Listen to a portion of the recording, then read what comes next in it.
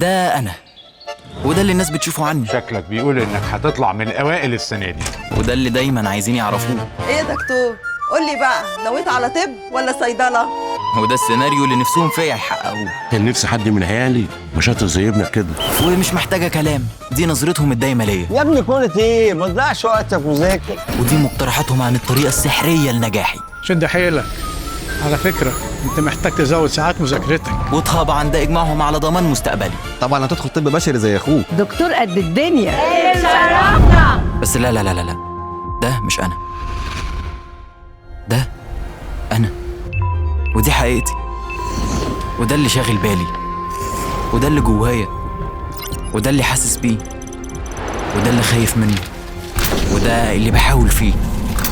أما ده بقى، ده اللي نفسي أحققه. بس الحاجة الوحيدة المشتركة بين اللي ظاهر للناس والحقيقة جوايا هي إن في كل الأوقات دايما بحاول أكمل، أصبر، أقوم، أنجح. لأن المحاولة هي الضمان الوحيد للنجاح، لأنك لو ما حاولتش فأنت خسرت من البداية. خليك بطل، حاول في كل لحظة لآخر لحظة.